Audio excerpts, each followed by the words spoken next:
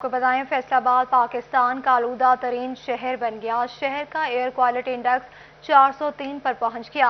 सुबह के औकात में एयर क्वालिटी इंडेक्स 424 पॉइंट से रिकॉर्ड किया गया। आपको बताएं इस हवाले से फैसलाबाद में पाकिस्तान का आलूदा तरीन शहर बन गया।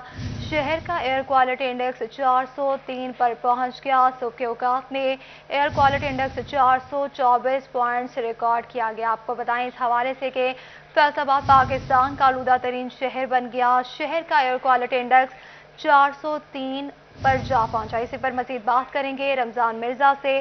जी रमजान, बताएगा। खान भी से कहा जाता है, यहाँ पर आलूदगी जो है उसका जिन चढ़ कर बोल रहा है। और सूरत हाल ये नजर आ रही है कि ना सिर्फ फैसलाबाद पंजाब भर में पहले नंबर पर है, तो पाकिस्तान में भी आलूदगी में पहले नंबर पर है। अगर पड़ोसी मुल्क की बात की जाए तो दुनिया का जो गंदा तरीन शहर है वो पड़ोसी मुल्क में है, लेकिन अगर दूसरे नंबर पे बात की जाए तो पाकिस्तान में मौजूद फैसलाबाद दुनिया का दूसरे नंबर का गंदा तरीन शहर है। उसके वक्त जो एयर क्वालिटी इंडेक्स था फैसलाबाद में वो 424 था, लेकिन इस वक्त एयर क्वालिटी इंडेक्स में कदर बेहतरी हुई है और ये एयर विजुअल के मुताबिक 403 पॉइंट्स पर मौजूद है। और ये ना सिर्फ जो हसास अपराध हैं उनके लिए सेहत के लिए खासा नुकसानदेह है, तो वो अपराध जो कि सेहतमंद भी हैं और वो खुले आसमान तले अपनी एक्टिविटीज करते हैं उनके लिए भी ये सेहतमंद है, नुकसानदेह है। और ये सूरत हाल जो है वो पिछले एक हफ्ते से कायम है। और ये भी नजर आ रहा है कि फैसलाबाद की कई अहम राहों और सड़कों और चौकों चौराहों में जो है वो स्मोक के बादल नजर आते हैं। जो सनती इलाके हैं और सनती हब हैं जिनमें स्मॉल इंडस्ट्रियल स्टेट है, मकबूल रोड है, सुमरी रोड है, जंग रोड, सिधार है, इसके अलावा खुर्डावाला है, वहां पर स्मोक की शिद्दत जो है वो दिखाई देती है और हद निगाह जो है वो 500 मीटर से भी कम नजर आती है। तमाम अंदरूनी शहर के इलाकों में जो हद निगाह है वो तकरीबन 1200 से 1500 मीटर के माबैन है। सूरज चूंकि इस वक्त शुरू हो चुका है और आबोताब के साथ चमक रहा है, तो फॉग जो है वो कम हो गई है, जिस वजह से स्मोक की शिद्दत भी जो है वो कदरे कम है। लेकिन अभी भी हफ्ते के चंद रोज बाकी हैं और जुमा से पहले पहले तक फैसलाबाद में जितनी भी इंडस्ट्री है वो भट्टे हों या दीगर फैक्ट्रीज हों, उनकी जो चिमनियां हैं वो धुआं उगलेंगी और उससे फैसलाबाद का जो एयर क्वालिटी इंडेक्स है उसमें कोई भी बेहतरी पैदा होने का इम्कान नहीं है। तहम वीकेंड के बाद तो ये की जा रही है कि सूरत हाल मुमकिन तौर पर बेहतर हो सकेगी। तहम महकमा मौसमियात की जानिब से भी जो है वो बारिश या हवाएं चलने का कोई इम्कान जाहिर नहीं किया जा रहा, जो कि स्मोक की शिद्दत का बाइस बन सकता है। जी, बारिश का कोई इम्कान जाहिर नहीं किया जा रहा। बहुत शुक्रिया रमजान मिर्जा तफसीलात से आगाह करने के लिए। फैसलाबाद इंस्टीट्यूट ऑफ कार्डियोलॉजी अस्पताल में सहूलियात का फुकदान है। अस्पताल में 10 इको कार्डियोग्राफी मशीनों में से 8 मशीनें खराब हैं। मरीजों को इको के लिए जनवरी की तारीख मिलने लगी और मरीज भी ख्वार होने लगे। आपको बताएं इस हवाले से फैसलाबाद इंस्टीट्यूट ऑफ कार्डियोलॉजी अस्पताल में सहूलियात का फुकदान है। अस्पताल में 10 इको कार्डियोग्राफी मशीनों में से 8 मशीनें खराब हैं और मरीजों को इको के लिए जनवरी की तारीख मिलने लगी और मरीज भी ख्वार होने लगे। इसी पर मजीद बात करेंगे अजहर हुसैन से। जी अजहर, बताएगा मरीजों का क्या कहना है।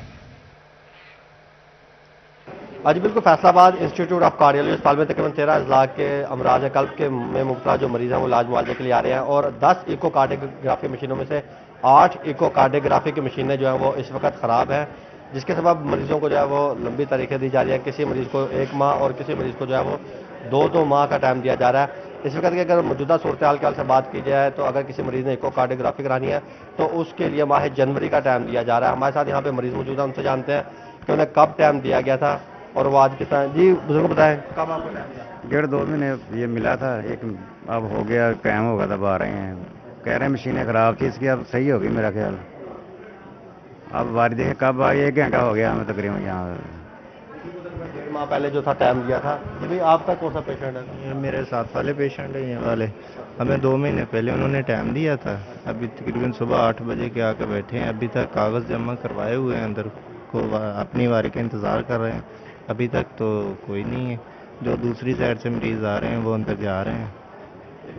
तकरीबन 1.5 से 2 माह का जो टाइम था वो पहले दिया गया था, उसके बाद आज यहाँ पे मरीज पहुंचे था। जो फैसलाबाद इंस्टीट्यूट ऑफ कार्डियोलॉजी अस्पताल के इंतजामिया है उनका कहना है कि मशीनें ख़राब नहीं है। ठीक है, बहुत शुक्रिया तफसीलात से आगाह करने के लिए। आपको बताएं फैसलाबाद इंस्टीट्यूट ऑफ कार्डियोलॉजी अस्पताल में 10 इको कार्डियोग्राफी मशीनों में से 8 मशीनें ख़राब हैं। मरीजों को इको के लिए जनवरी की तारीख मिलने लगी है। MS की सब अच्छा की रिपोर्ट कहते हैं कोई मशीन ख़राब नहीं। इनका मज़ीद क्या कहना था, आइए आपको सुनवाते हैं। तो एक आध किसी मशीन की एप्लीकेशन ख़राब हो सकती है और उसके ठीक करने में टाइम लग जाता है, क्योंकि इनके सारे जो पार्ट्स हैं वो इंपोर्टेड आइटम्स हैं मोस्टली, और फिर एक कॉस्टली आइटम्स है, तो एक प्रोसेस होता है परचेज़ का, उसमें हमें गुजर के आना पड़ता है। तो अल्लाह ताला का शुक्र है कि हम यानी हमारे ये कुछ मशीनें बैकअप पे हैं, तो हम जो डेली हमारी आउटपुट है वो 250 से लेके 275 तक है, और हम वो डेली अपनी जो उसकी आउटपुट पूरी कर रहे हैं। डेंगू के वार जारी 24 घंटों में फैसलाबाद में मजीद 3 मरीज रिपोर्ट हुए। रवासाल मुतासरा मरीजों की तादाद 357 हो गई है। आपको डेंगू की सूरत हाल के हवाले से आगाह करें। 24 घंटों में फैसलाबाद में मजीद 3 मरीज रिपोर्ट हुए। रवासाल मुतासरा मरीजों की तादाद 357 हो गई है। डेंगू के वार जारी हैं। 24 घंटों में फैसलाबाद में मजीद 3 मरीज रिपोर्ट हुए। रवासाल मुतासरा मरीजों की तादाद 357 हो गई है। टोबा में ट्रैफिक हादसात की रोकथाम के लिए इंतजामिया ने दफा 144 के निफाज का फैसला कर लिया। मोटरसाइकिल सवार बगैर हेलमेट के सड़कों पर नहीं आ सकेंगे। वजारत दाखिला को चिट्ठी लिख दी गई। आपको बताएं, इस हवाले से टोबा में ट्रैफिक हादसात की रोकथाम के लिए इंतजामिया ने दफा 144 के निफाज का फैसला कर लिया। इसी पर मजीद बात करेंगे मुबशिर हसन नकवी से, जो बताएगा। जी बिल्कुल, टोबा टेक्सिंग में ट्रैफिक हादसात में मुसलसल इजाफा हो रहा है, कीमती जानों का ज़िया हो रहा है और लोग ज़ख्मी भी हो रहे हैं, जिस पर टोबा टेक्सिंग इंतजामिया ने बड़ा फैसला किया है। टोबा टेक्सिंग इंतजामिया ने फैसला किया है कि दफ़ा 144 का निफाज किया जाएगा।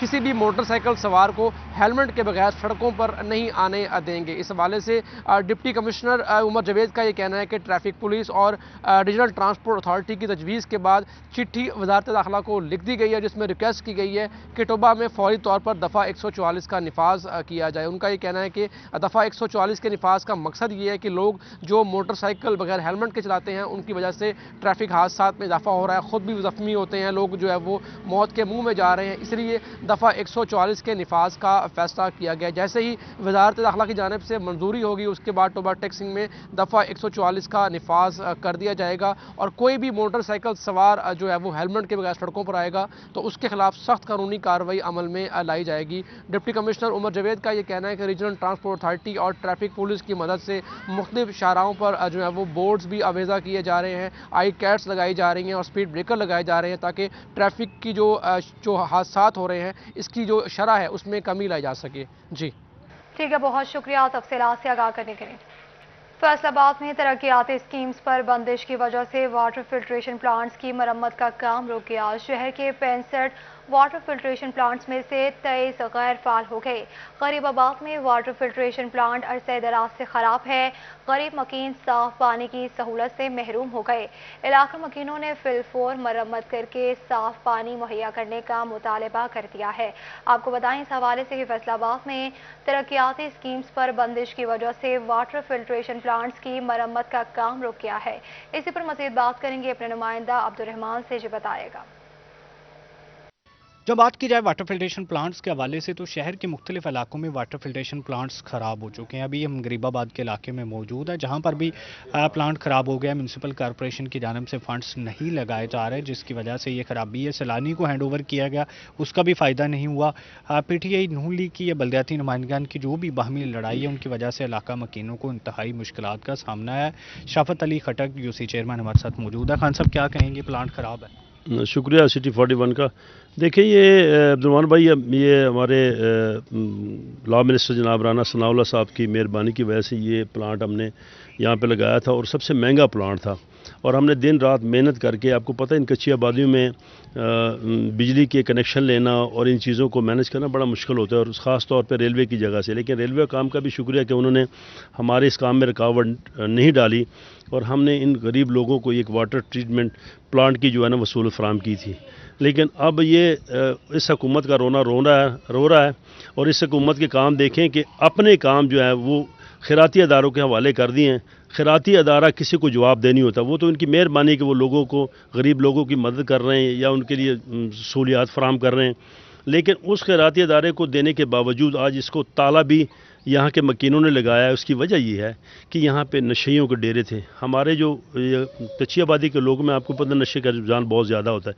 इसके अंदर यहाँ पे लोग नशा कर रहे थे और एक खातून ने अपनी जेब से ला के इसको ताला लगा दिया, कम से कम इसकी जो मज़ीद जो है तोड़ फोड़ ना हो। और आज ये इस हुकूमत की कारकर्दगी का मुँह बोलता सुबह और उसका मुँह चढ़ा रहा है। जिस हवाले से यहाँ पर ताले लगे हुए हैं वाटर फिल्ट्रेशन प्लांट को खराबी की वजह से, और उसमें मजबूरी की वजह से ताले भी लगाने पड़े कि यहाँ पर जो नशे। बहुत शुक्रिया तफसीलात से आगाह करके। डॉलर की कदर में इजाफा और महंगी बिजली एम्ब्रॉयडरी के कारोबार को निकलने लगी। एम्ब्रॉयडरी के कारोबार से मुंसलिक मजदूर तो क्या सनतकार भी परेशान है। कहते हैं कि एम्ब्रॉयडरी सेक्टर हुकूमत की तवज्जो से ओझल है। नुकसान सनतकार और मजदूर का ही नहीं बल्कि मुल्क की मईशत का भी हो रहा है। इस पर मजीद बात करेंगे फजील अहमद से। जी फजील, आगाह कीजिएगा। जी बिल्कुल, एम्ब्रॉयडरी सेक्टर जो कि डॉलर की ऊंची अड़ान और बिजली की कीमतों में इजाफे की वजह से इस वक्त शदीद बहरान का शिकार है, और इसकी वजह से इससे मुंसलिक जो मजदूर तबका है वो तो परेशान है ही, लेकिन सनतकार जो हैं, मालकान जो हैं, वो भी परेशान हैं। और मालकान के कहना है कि हमारी परेशानी तो एक तरफ, लेकिन मुल्की मईशत जो है वो भी इसकी वजह से, बहरान की वजह से मुतासर हो रही है। फ़ारूक यूसुफ मेरे साथ मौजूद हैं, फैसलाबाद चैम्बर ऑफ कॉमर्स के साबिक सीनियर नायब सदर हैं। उनसे जानते हैं वो क्या कहते हैं इस हवाले से। जी सर, बताइएगा क्या कहते हैं। एम्ब्रॉयडरी सेक्टर से आपका ताल्लुक़ है, क्या कहते हैं, बहरान का शिकार है, इससे मुल्की मईशत को क्या नुकसान हो रहा है, मजदूर सनतकार कैसे इससे मुतासर हो रहे हैं? जी बहुत शुक्रिया फजी। देखें, इस वक्त एसएमई सेक्टर का सबसे बड़ा एम्प्लॉयमेंट क्रिएट करने वाला जो सेक्टर है वह एम्ब्रॉयडरी है। और आपको पता है कि डॉलर महंगा हुआ, डॉलर महंगा होने से रॉ मटेरियल इंपोर्ट हो रहा है। जो हमारी थ्रेड की कौन थी वो 92, फिर 112, फिर अब 126 रुपये की वो कौन होगी। अल्टीमेटली आपका रॉ मटेरियल महंगा हो गया। आपकी इलेक्ट्रिसिटी के आए दिन रेट बढ़ा दिए, अभी रेट बढ़ाए हैं। और सबसे बड़ा अलमिया है कि हमारे सेक्टर को हमने बारहा कहा कि हमारी जो नेट चेन है, टैक्स चेन, इसको मुकम्मल करें, हम सेल टैक्स इनवाइस दें और वो फ़ायदा ले सके। हमें वो भी नहीं मिलता, हमें बिजली महंगी मिल रही है, हमें रॉ मटेरियल महंगा मिल रहा है। आगे से इंडस्ट्री बंद हो गई है क्योंकि रेट वो हमें मिल नहीं रहे मार्केट से। अनएम्प्लॉयमेंट क्रिएट हो रही है, लोग सड़कों पे हैं, बहरान का शिकार है। और लोग अपनी इंडस्ट्री जो लाखों की मशीनें हैं वो लगा के तो मुश्किलात का शिकार है, सर्वाइवल मुमकिन नहीं है। हम तो बारहा रिक्वेस्ट कर चुके हैं कि हमें आउट ऑफ द बॉक्स चाह रिलीफ दिया जाए, हमारे टैक्स चेन को मुकम्मल किया जाए ताकि हम कौमी धारे में आ सकें और इकॉनमी में अपना रोल अदा कर सकें। जी बिल्कुल, मईशत में अपना रोल अदा कर सकें। और एम्ब्रॉयडरी सेक्टर अगर एसएमई की बात करें तो सबसे बड़ा सेक्टर है जो कि जॉब्स क्रिएट करता है, लेकिन इस वक्त शदीद बहरान की वजह से जो मालकान हैं वो परेशान हैं, मज़दूर बेरोज़गार हो रहे हैं। हुकूमत से मुतालबा ये किया जा रहा है कि रिलीफ मुहैया की जाए एसएमई सेक्टर को और ख़ास तौर पर एम्ब्रॉयडरी सेक्टर को, ताकि इस मुल्क की मईशत के लिए वो अपना किरदार अदा कर सके और जो जॉब्स हैं वो भी फराहम किया जाए। बहुत शुक्रिया तफसीलात से आगाह करने के लिए। बल्दिया चिन्योट का बजट इजलास मुनक्किद हुआ। बल्दिया चिन्योट ने 41 करोड़ से जायद बजट की मंजूरी दी थी। चेयरमैन बल्दिया महर खालिद और वाइस चेयरमैन बल्दिया हाजी जाहिद महमूद समेत काउंसलर शरीक हुए। इसी पर मजीद बात करेंगे ब्यूरो चीफ वकार घुमन से। जी वकार, बताएगा। जी, बल्दिया चिन्योट का आज बजट इजलास मुनक्कद हुआ है जिसकी सदारत चेयरमैन माहिर खालिद और वाइस चेयरमैन हाजी जाहिद महमूद ने आज के इजलास की सदारत की है। इस हमारे साथ मौजूद हैं। कितना बजट इस सेशन के लिए पास किया गया है और कितनी लाइबिलिटीज़ हैं, कितने अखराजात होंगे, कितने तरक्याती काम होंगे, इस बारे में जानते हैं। मार साहब, कितना बजट मंजूर किया गया है? तकरीबन 41 करोड़ का बजट मंजूर किया, जिसमें हैं कुछ हमारी मशीनरी के पैसे, मुख्तलिफ मदों में पैसे हैं। 41 करोड़ के राउंड अबाउट हमारा बजट पास हुआ और मुतफिका तौर पर पास किया गया है। वाइस चेयरमैन हमारे साथ मौजूद हैं। चेयरमैन और काउंसलर्स की डिमांड ये है कि तरक्याती काम भी करवाए जाएँ। तरक्याती कामों की मद में कितना बजट रखा गया है? बहुत शुक्रिया। सबसे पहले तो हमारे लिए अल्लाह का शुक्र अदा करने का मकाम है कि आज का ये इजलास हमारे यहाँ ना कोई अपोजिशन थी, ना कोई हुकूमती बेंचेस थे, सब इकट्ठे थे और तमाम बजट को खुशगवार माहौल में मुत्तफ़िका तौर पर पास किया गया। हमारे बजट जो तकरीबन 41 करोड़ से ज़ायद का है, इसमें दीगर जो ऑन गोइंग काम है उनके लिए भी रखा गया, लाइबिलिटीज़ में रखा गया सामान की ख़रीदारी है, रिपेयरिंग है मशीनरी की, हमारी जो ट्रांसपोर्टेशन है उसमें कुछ काम होने वाले हैं, और दीगर हमने अभी रखे हैं। तकरीबन 6 करोड़ से ज़ायद का हमारा बजट है, जो तमाम काउंसलर्स को तकरीबन एलोकेट किया जाएगा, उनको तकसीम करके सबके उनके हलकों के जो उनके तरजीहाती गलियाँ होंगी, मोहल्ले होंगे, नालियाँ, सोलिंग, स्लैब वगैरह और टफ टाइल वगैरह जो भी वो लगवाना चाहते होंगे वो उसमें अपनी स्कीम देंगे इंशाल्लाह। बल्दिया अगर हमें मौका मिल गया और वो बैन लिफ्ट हो गया जो तरक्याती फंड्स पर लगा हुआ, तो इंशाल्लाह शहर में काफ़ी सारे। शुक्रिया तफसीलात से आगाह करने के लिए। फैसलाबाद में इश्तिहारी मुहिम का बिल होगा उतना जितना PHA चाहेगा। महकमे ने इश्तिहारी टैक्स की वसूली में मनमानी शुरू कर दी। ताजिर बरादरी की जानिब से निशानदही के बावजूद भी ठेकेदार की जानिब से इश्तिहारी टैक्स में कई गुना ओवरचार्जिंग जारी कर दी गई। इसी पर मजीद बात करेंगे रमजान मिर्जा से। जी रमजान, आगाह कीजिएगा। जी बिल्कुल, PHA की जानिब से इस वक्त जितनी भी इश्तिहारी मुहिम है उसके टैक्सेस की वसूली में मनमानियां दिखाई दे रही हैं। वो टैक्स जो कि आज अगर 1000 रुपया PHA की जानिब से वसूल किया जा रहा था, तो अब उसमें 3 गुना तक का इजाफा नजर आ रहा है, जिस वजह से ताजर कम्युनिटी जो है वो खासी परेशान दिखाई दे रही है। हम इस वक्त कचहरी बाजार में मौजूद हैं और यहाँ के ताजरों की जानिब से भी जो है वो PHA में मुतअद्दिद बार एप्लीकेशंस दी गई हैं, लेकिन अभी भी टैक्स वसूली का वही वतीरा जो है वो अपनाया जा रहा है। हमारे साथ इस वक्त ताजर कम्युनिटी मौजूद से बात भी कर। ये बताइएगा, PHA की इस रवश के हवाले से क्या कहना चाहेंगे? जी बिस्मिल्लाहिर्रहमानिर्रहीम।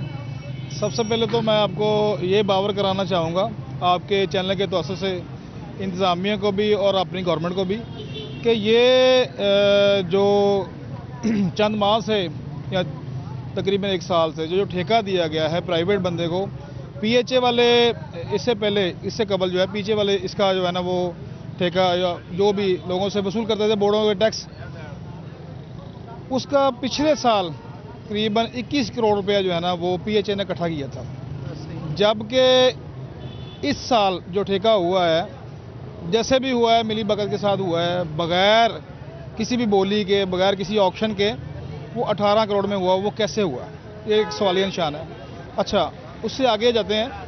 आगे ये है कि जो ठेकेदार है वो बिल्कुल जैसे आपने कहा है, जिसका 1 लाख रुपए टैक्स बनता है उसको 10 लाख का जो है ना वो बना के वाउचर भेज देते हैं और उसके बाद उसके साथ वो बार्गेनिंग करते हैं, उसके साथ उसको दफ्तर बुला के उसके साथ जो है ना वो डीलिंग होती है। वो बेचारा ताजर फिर मजबूर होके 2 लाख पे, 2.5 लाख पे, 3 लाख पे, जिधर भी वो फिर फंसता है उसको फंसाते हैं। ठीक है, ये एक नहीं, ये तकरीबन पूरे फैसलाबाद में सबके साथ यही हो रहा है। ये सिर्फ कचहरी बाजार का मामला नहीं है, ये पूरे फैसलाबाद। जो बड़े ताजर हैं वो तो ज़्यादा टैक्स भी देने के कैपेसिटी में हैं, लेकिन यहाँ पर छोटे ताजर मौजूद हैं, उनके साथ किस तरह का रवैया जो है वो अपनाया जा रहा है ठेकेदार की जानिब से? बिल्कुल, ये आपने जो बात कही है बिल्कुल वजह है कि बड़ा ताजर तो है वो तो अफोर्ड कर सकता है, लेकिन मैं समझता हूँ उसके साथ भी ज्यादती है कि ये जो भी मतलब हो रहा है ये। शुक्रिया रमजान मिर्जा तफसीलात से आगाह करने के लिए। फैसलाबाद के महकमा एक्साइज एंड टैक्सेशन में थाने के कयाम का मंसूबा फाइलों की नजर हो गया। 5 बरस कबल थाने की मंजूरी हुई, मगर ना ही जगह का तयन हुआ, ना ही कोई फंड्स मिल सके। इसी पर मजीद बात करेंगे उमैर अजमत से। जो उमैर, आगाह कीजिएगा। जी, महकमा excise taxation and narcotics control की जानिब से फैसलाबाद में 5 बरस कबल थाने के क़याम की मंजूरी दी गई, मगर आज तक ना तो शोबा नार्कोटिक्स कंट्रोल फ़ाल हो सका, ना ही फैसलाबाद डिवीज़न में थाने के क़याम के लिए किसी अराजी का इंतखाब हो सका, और ना ही कोई फंड्स जारी हो सके। इसी पर मजीद बात करने के लिए मेरे साथ ETO excise and taxation Shahid अता साहब मौजूद हैं। क्या कहना चाहेंगे सर इस हवाले से? 5 बरस हो चुके हैं, थाने की मंजूरी दी गई, मगर आज तक थाना नहीं बन सका, और मुनशियात फरोशी के खिलाफ जो कार्रवाइयाँ हैं वो भी फैसलाबाद में ना होने के बराबर है। उसकी मेन वजह ये है कि जब ये अप्रूवल आई उसके बाद गवर्नमेंट ने इस तरफ कोई इतना ना हमें फंड दिए गए, ना कोई ऐसा सिस्टम बनाया गया। सिर्फ लाहौर में थाना पहला बनाया गया जो कि वो भी फाल ना हो सका फंड ना होने की वजह से। ना हमें वेपन दिए गए, ना गाड़ियाँ दी गई, किसी किस्म का कुछ नहीं। तो फैसलाबाद तो फिर बड़ा बाद में आता था, जिसकी वजह से यहाँ पे काफ़ी प्रॉब्लम हमें जो ना वो फेस करना पड़ रही हैं, क्योंकि मंशियात इतनी ज़्यादा हो गई है कि जिस वजह से जो है ना यहाँ पे हमें कंट्रोल करना बड़ा मुश्किल हो रहा है।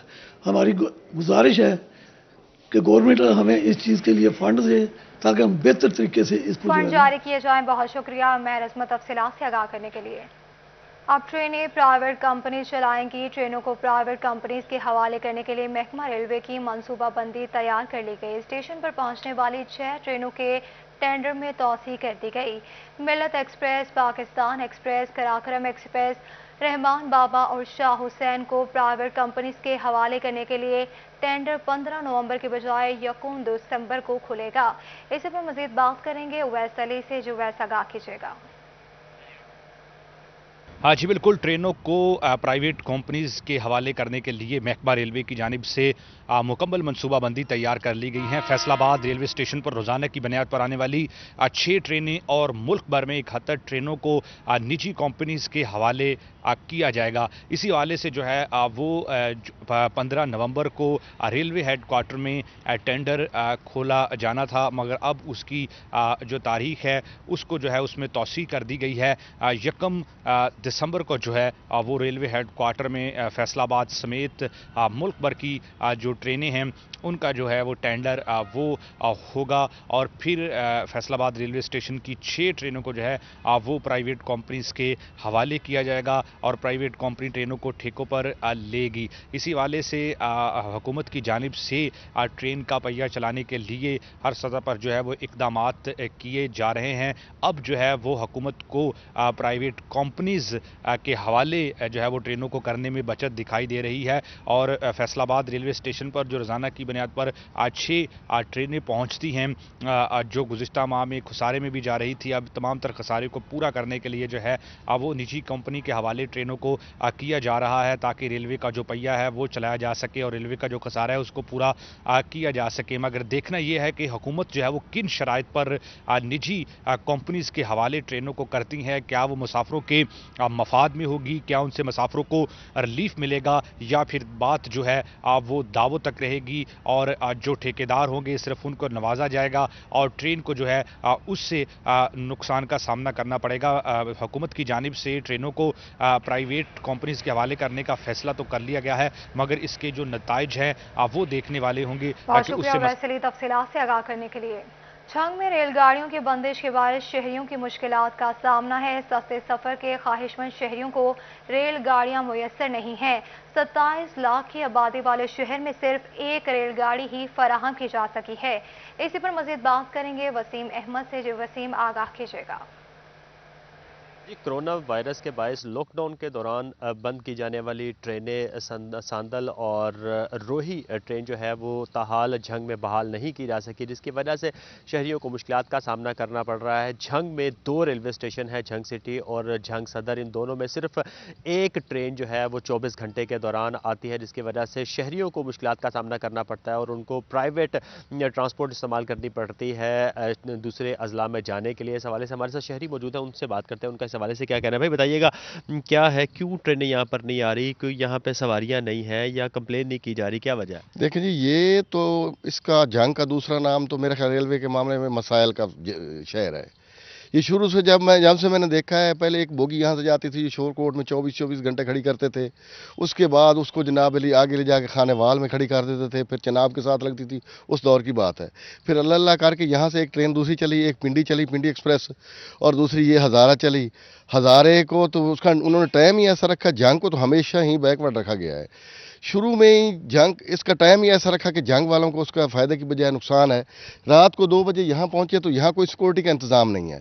जो गांव और शहर के लोग आते हैं उनके लिए बड़ी परेशानी होती है, कोई ट्रांसपोर्ट नहीं मिलती। जब जाने का मसला आता है तो यहाँ कोई ऐसी ट्रेन नहीं जाती जो दूसरी ट्रेनों को जाके टच करे। हमें यहाँ से जंग से टोबा टेक्सिंग जाना पड़ता है, फैसलाबाद जाना पड़ता है और उसके अलावा मुल्तान जाना पड़ता है, जो दूसरी पब्लिक ट्रांसपोर्ट के ज़रिए जाना पड़ता है, जिसके अखराजात बहुत ज़्यादा बढ़ जाते हैं। हमें तो इसका एक ज़रा बराबर भी फ़ायदा नहीं है। बिल्कुल ज़रा बराबर भी फ़ायदा नहीं है। शहरियों का कहना है कि हुकूमत की जानिब से झंग के दोनों रेलवे स्टेशन पर सिर्फ 1 ट्रेन आती है, हज़ारा एक्सप्रेस, जो कि रात को 2 बजे यहाँ पर आती है और वो भी टोबा टेक्सिंग या फैसलाबाद से आगे तब्दील करके दूसरे कराची, इस्लामाबाद या दीगर शहरों में जाना पड़ता है, जिसकी वजह से इनको मुश्किलात का सामना करना पड़ता है और प्राइवेट ट्रांसपोर्ट इस्तेमाल करके जिससे अखराजात भी ज़्यादा होते हैं लेकिन इनके फ़ायदा भी नहीं होता। हुकूमत ठीक है, बहुत शुक्रिया तफसीलात से आगाह करने के लिए।